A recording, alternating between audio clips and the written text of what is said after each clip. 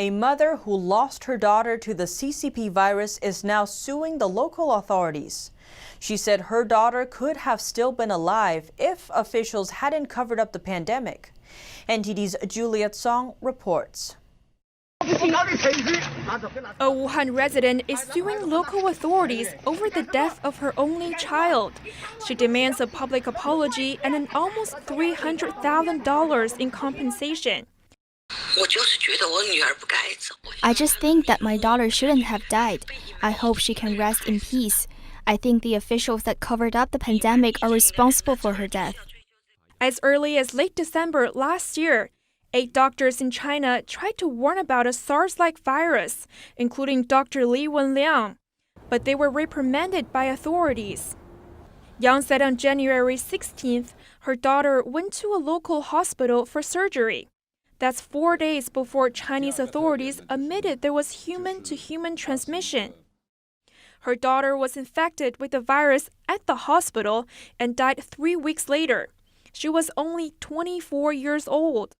Yang said if she had known that the virus was contagious, her daughter wouldn't have gone to the hospital, and her life could have been saved.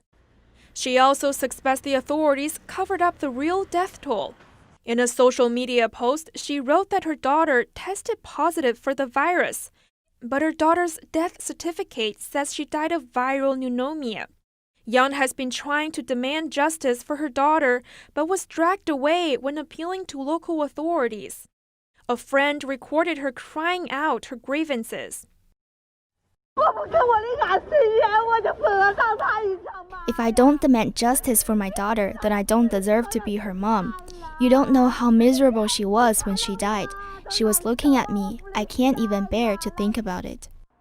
4 other Hubei residents who lost their family members to the virus are also suing the authorities. But a U.S.-based human rights lawyer that's providing legal aid for them said the court refused to take their cases. Both the government and the court didn't give any response to the lawsuits asking for compensation. Not only that, Yang said Chinese authorities threatened the plaintiffs' family members in an effort to force them to drop the lawsuits. Changchun and Juliet Song, NTD News.